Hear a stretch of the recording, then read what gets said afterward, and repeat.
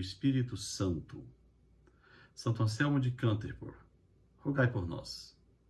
Nossa Senhora de Guadalupe, rogai por nós. Olá, seja bem-vindo ao grupo de estudos Santo Anselmo, seja bem-vindos ao nosso curso de leitura comentada do Catecismo da Igreja Católica. Essa é a nossa 16ª aula. Nós estamos estudando a parte 1, seção 2, capítulo 1, parágrafo 5º do Catecismo da Igreja Católica. Nesse nosso estudo de hoje, nós abordaremos os itens 325 a 354. A parte 1 do Catecismo da Igreja Católica trata daquilo que nós cremos. A seção 2 trata da análise do Credo dos Apóstolos. O parágrafo 1º trata especificamente da afirmação inicial do credo, creio em Deus Pai. E esse parágrafo 5º aborda o céu e a terra como objetos da criação de Deus. Esse é o nosso estudo de hoje. Caso você goste desse vídeo, eu gostaria de lhe pedir, curta esse vídeo, deixe aí o seu joinha, divulgue esse vídeo entre os seus conhecidos, entre os seus amigos, familiares, o pessoal da sua paróquia. Inscreva-se no nosso canal aqui no YouTube. Conheça o nosso site na internet, Grupo Santo Anselmo. Encontre-nos nas redes sociais, no Facebook e no Instagram. Acompanhe-nos e ajude-nos a divulgar esse trabalho, que é uma catequese que oferecemos gratuitamente a todos os interessados e ao povo de Deus.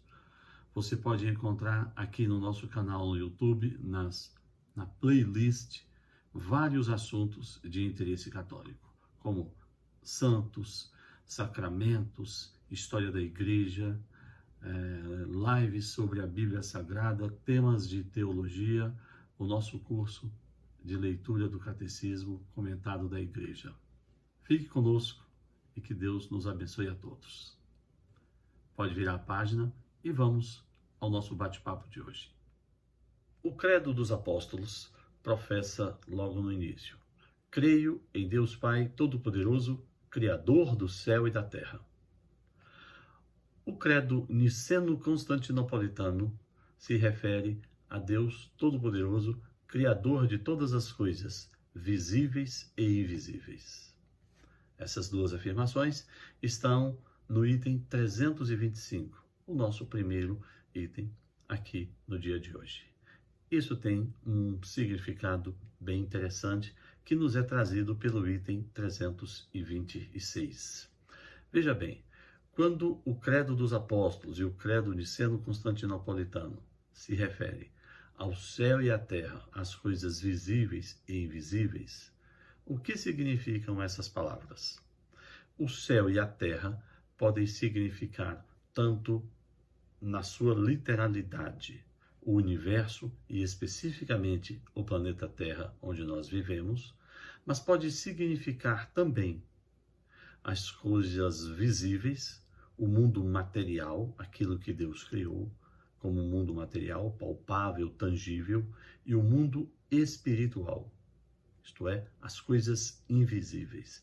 Portanto, quando nós falamos lá no Credo dos Apóstolos, o céu e a terra, nós podemos nos referir tanto ao mundo físico, dividindo aí entre o planeta Terra e o universo, mas podemos também estar pensando nas coisas visíveis e corpóreas e nas coisas incorpóreas, nas realidades espirituais.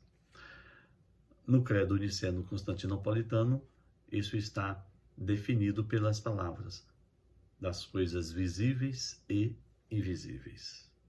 O Concílio de Latrão, o quarto Concílio de Latrão, afirma que Deus criou conjuntamente do nada, desde o início do tempo, todas as criaturas, as espirituais e as corporais. Isto é, Deus criou os anjos, Deus criou o mundo terrestre. E depois, Deus criou o ser humano. É interessante que o ser humano, a última criação de Deus, ele tem a ver tanto com os anjos, porque o ser humano tem uma alma espiritual, como também ele tem a ver com o mundo terrestre, porque o ser humano é um ser corpóreo. É o que nos ensina o item 327. Essa é a introdução do parágrafo 5º, que é o nosso tema de hoje. Vira a página. A existência dos seres espirituais, dos seres não corporais, que a Escritura Sagrada chama habitualmente de anjos, é uma verdade de fé. A própria Escritura Sagrada nos fala várias vezes acerca dos anjos. Então, o item 328 do Catecismo da Igreja Católica nos afirma que a existência dos anjos, seres puramente espirituais criados por Deus, é uma verdade de fé.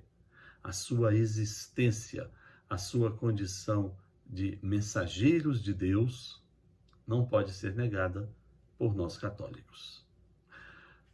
Quem são os anjos?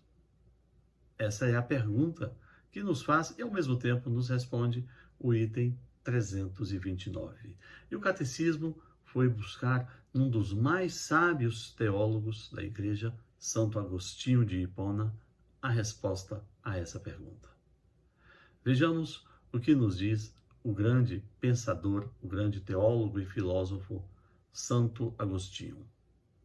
Abre aspas. Anjo é designação de encargo, não de natureza. Se perguntares pela designação da natureza, é um espírito. Se perguntares pelo encargo, é um anjo. É espírito por aquilo que é anjo por aquilo que faz.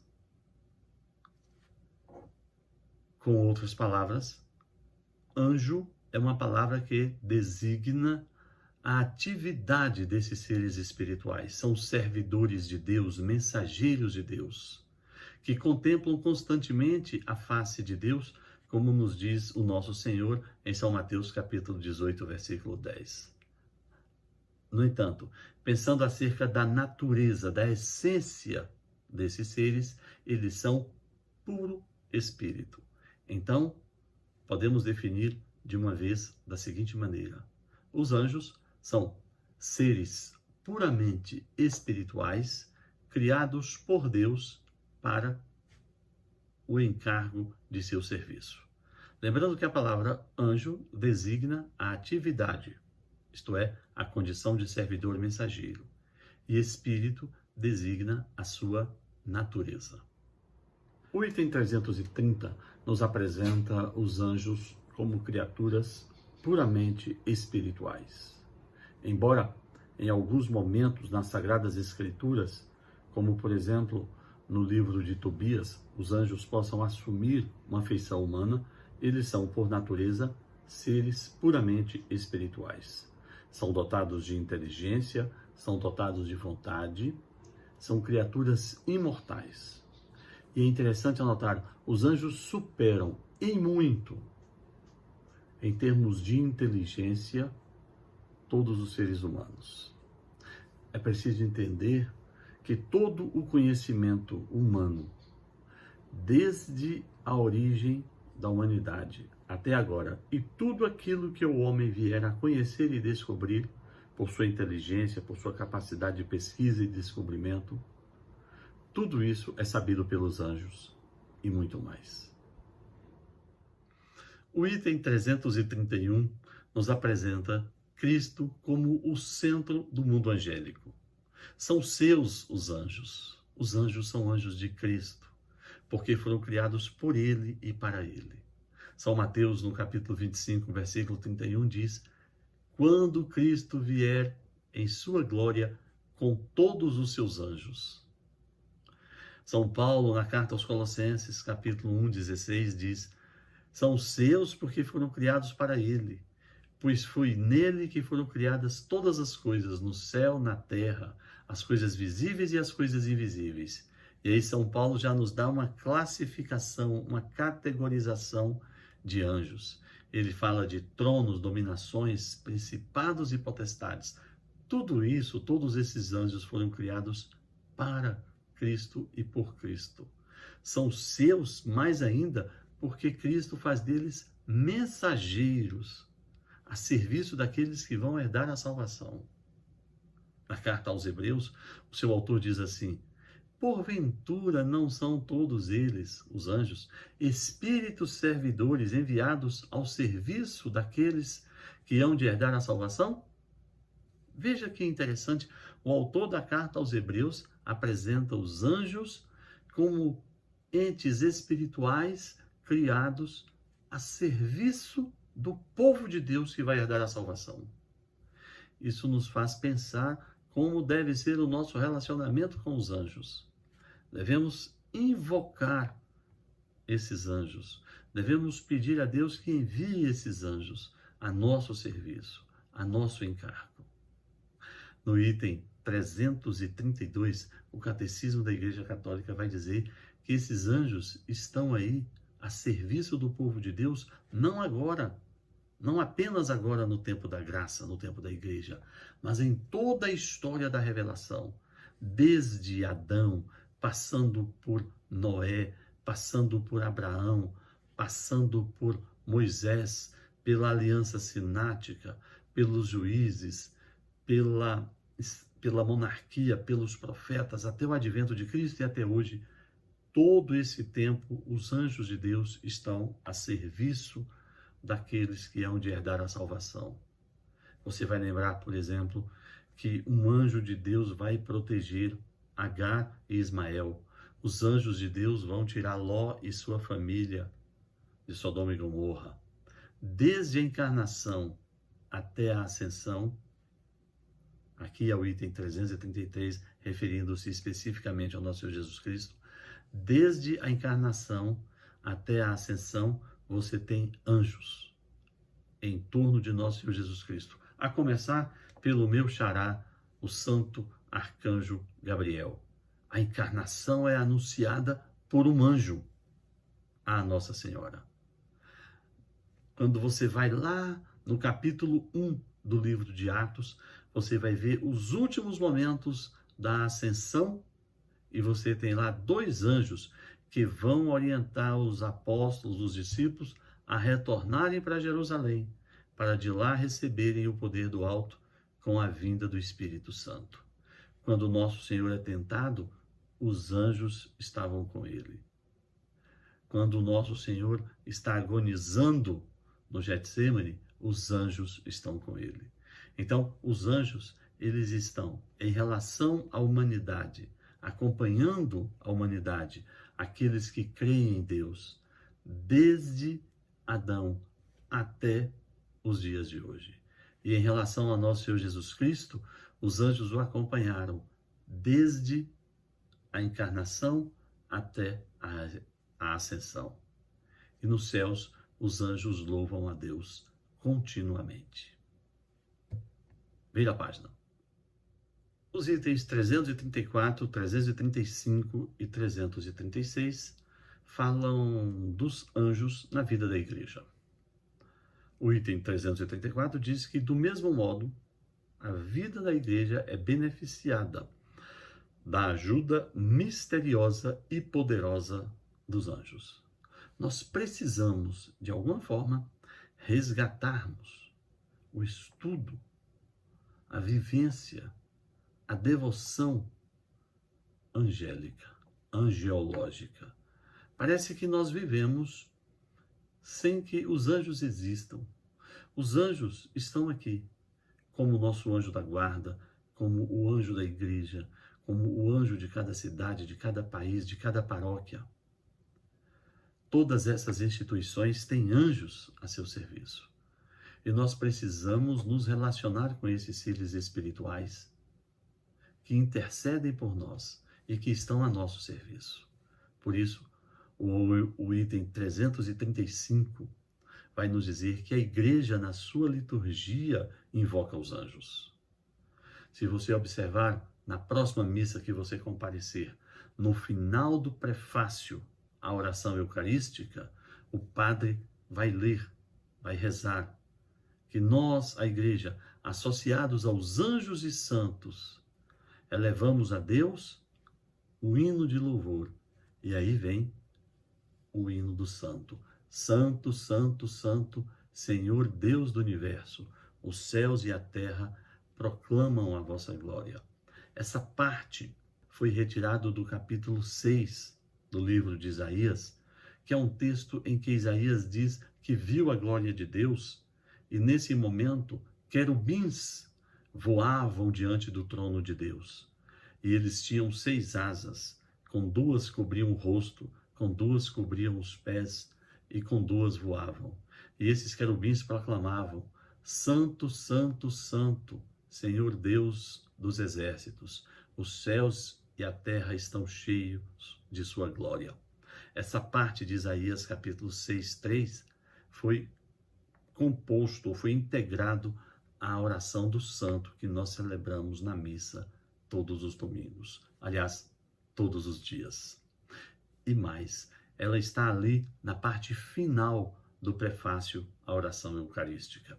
Em alguns prefácios está dito, o padre pede: permita-nos que nos unamos aos anjos e santos para cantar a sua glória, dizendo ou rezando: Santo, Santo, Santo, Senhor Deus dos exércitos. É muito interessante pensar nesse item 335, quando nós louvamos a Deus e nos associamos aos anjos na liturgia católica, porque o nosso louvor é imperfeito, dada a nossa materialidade e falta de fé. Os anjos que já estão diante da presença de Deus e os santos louvam a Deus de forma perfeita. Todas as vezes que rezamos o santo dentro da missa, nós estamos juntos, associados aos anjos nos céus. Naquela hora nós deveríamos ver o presbitério, a lateral do padre, lotada de anjos. E os anjos estão ali verdadeiramente. Nós é que não temos fé suficiente para fazer essa contemplação. No item 336, a igreja, como verdade de fé, apresenta a figura do anjo da guarda. Cada pessoa que nasce, melhor dizendo, cada pessoa que é concebida, recebe um anjo de Deus como seu guia e protetor. É o anjo da guarda, o santo anjo da guarda.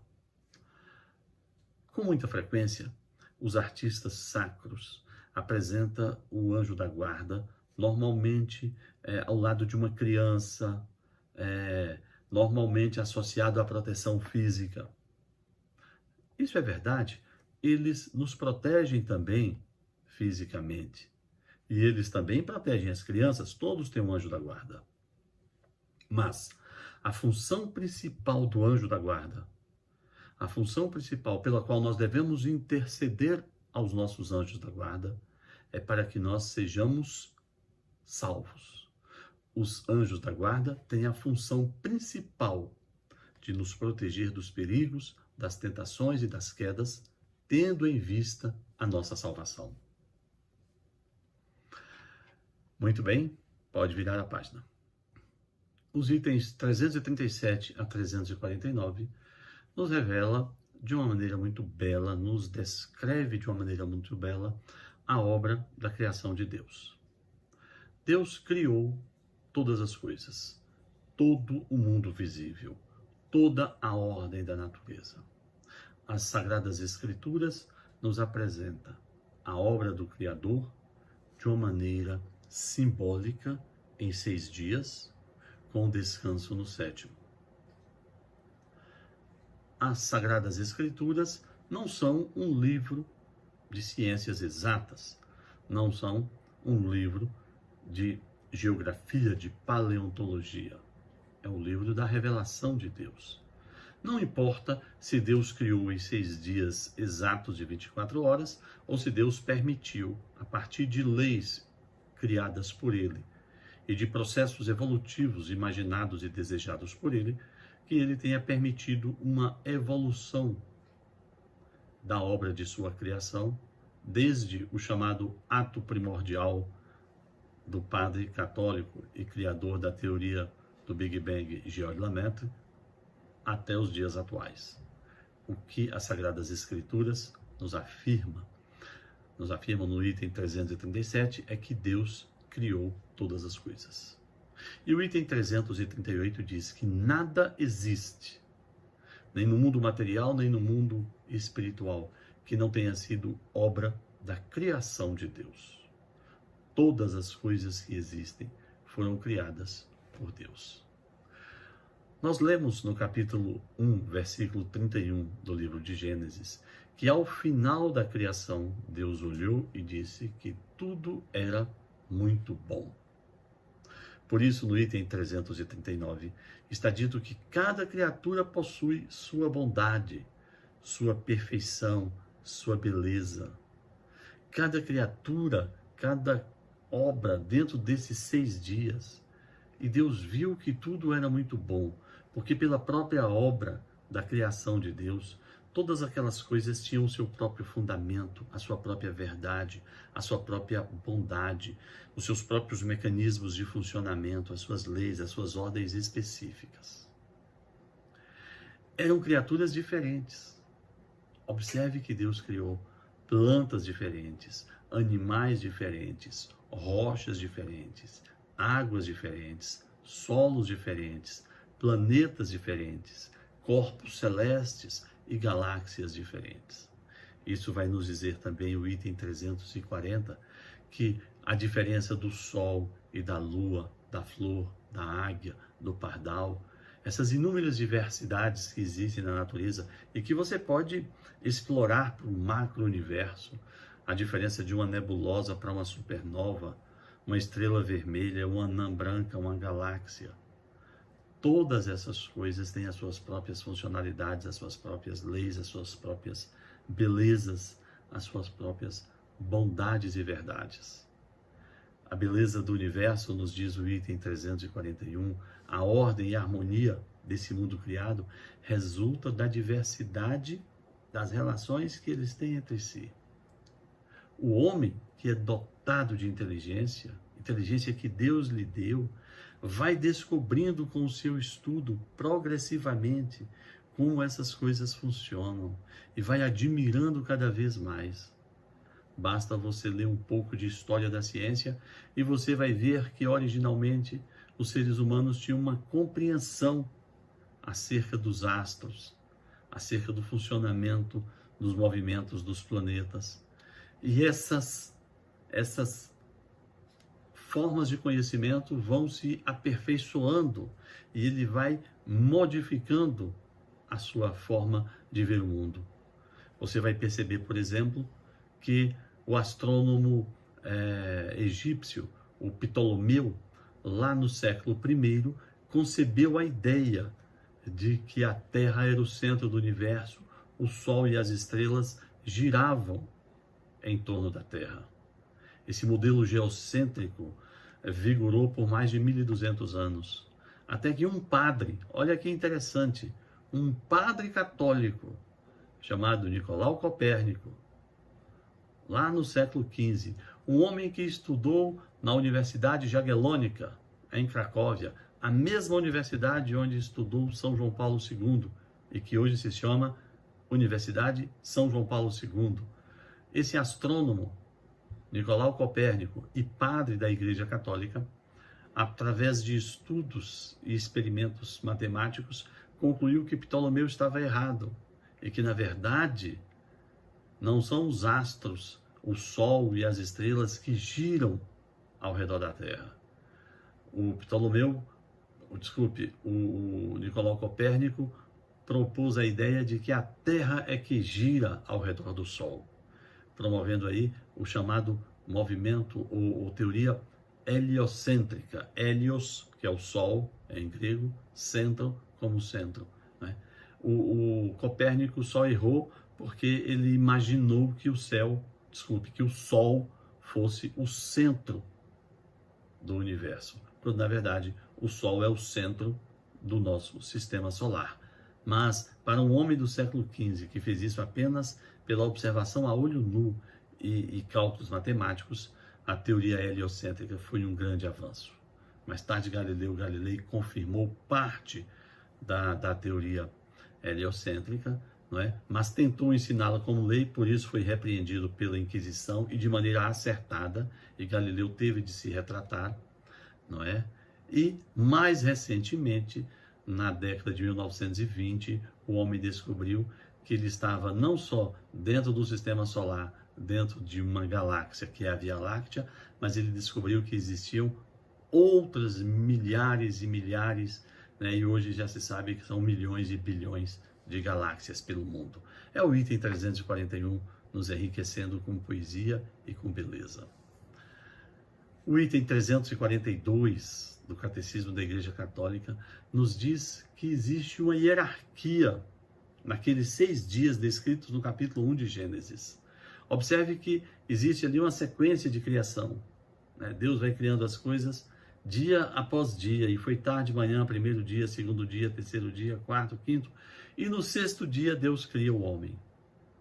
O homem é o último ser criado por Deus, porque o homem, nos diz o item 343, é a obra-prima, é a perfeição da criação, porque Deus criou o homem à sua imagem e semelhança, para manifestar nele o seu amor, a sua glória.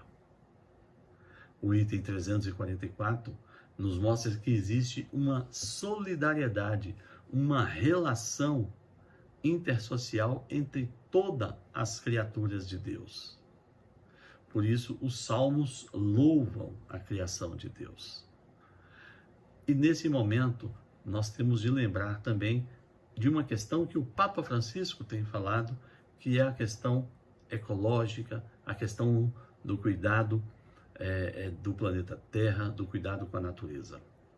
Sem partir para aquele ecologismo ateu que coloca a Terra como um ser vivo maior que o ser humano, porque é o contrário, é o ser humano que é a maior criatura de Deus, e Deus mandou que dominássemos a Terra.